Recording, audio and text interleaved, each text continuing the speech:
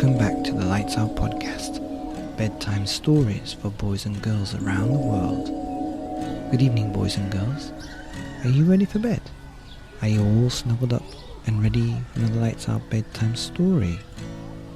Well, you're in for a treat tonight, because tonight's story is called Pooh in the Zoo by Steve Smallman and Ada Gray. And I got this big box of 10 books landed on my desk, and they're all to do with animals in the zoo. It's called Zoo Friends, a awesome collection of animal tales. And I'm going to read them, hopefully night after night, for 10 nights of animals in the zoo. But back to the story, because it's all about the story. And you'll listen to now Pooh in the Zoo by Steve Smallman and Ada Gray. Once upon a time, little Bob McGrew was a keeper at the zoo. Looking after animals was what he loved to do.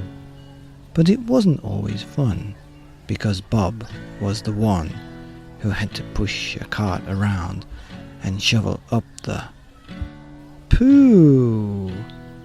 There was Tiger Pooh, Lion Pooh, Prickly Porcupine Pooh, Plummeting Giraffe Pooh that landed with a splat, dollops of new poo, bouncy Kangaroo Pooh, a trail of drippy droppings from a fat wombat, flying bits of bat poo.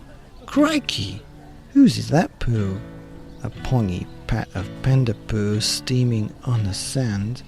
A monkey always throws his as fast as he could do his, so no one had a clue where his poo might land. Bob felt dizzy. He was far too busy, with big jobs and little jobs all around the place.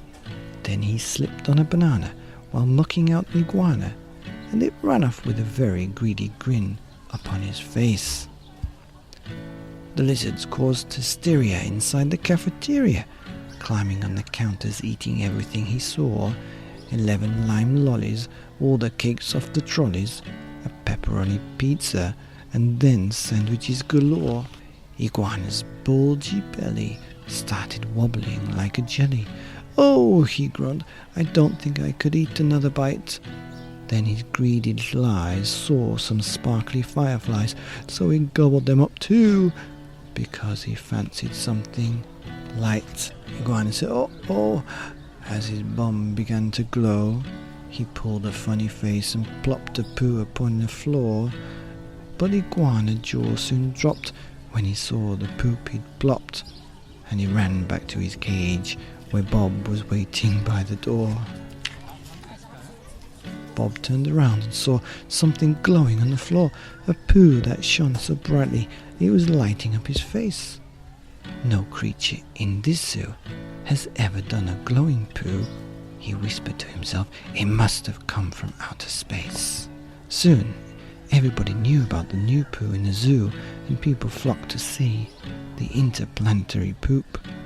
Then a man in a carrot and sparkly blue top hat said, "Hello there, Mr. Zookeeper. My name is Hector Gloop." "I like you," said Hector. "I'm another poo collector. I collect exotic poo-poos. I've got quite a big selection. I want the world to see how amazing poo can be. Please climb aboard my poo museum. I'll show you my collection. I've got a pile of Yeti poo, and some that's like spaghetti poo, a smoking pile of dragon poo. They're very hard to find. A mammoth poo in here. Oh, and that one's very nice. It's a massive pile of poo-poo from the dinosaurs behind. I've got a huge poos and tiny poos, crusty poos and shiny poos, every kind of poo-poo you could ever wish to see. Well, I've got some doo-doo-doo-doos, but no, I don't have any glowing poos like you do. Oh, I've simply got to have it. Will you sell your poo to me?" So Bob sold the poop to a happy Hector Gloop, and he spent all the money on a robot pooper scooper. Well, it whizzes round the zoo and it picks up all the poo. And for Bob and all his animals, life is super. the end of Pooh in the Zoo by Steve Smallman and Ada Gray, here on the Lights Out Podcast, bedtime stories for boys and girls and poop collectors around the world. Good night. If you enjoyed this story and all the 436 others, please like, subscribe, thumbs up and follow this podcast to make it to the mission we have of 1,000 ad-free stories forever for boys and girls around the world. And you can check out the website, our Facebook group. Facebook is Lights Out Bedtime Stories, and my website, martynkenneth.com.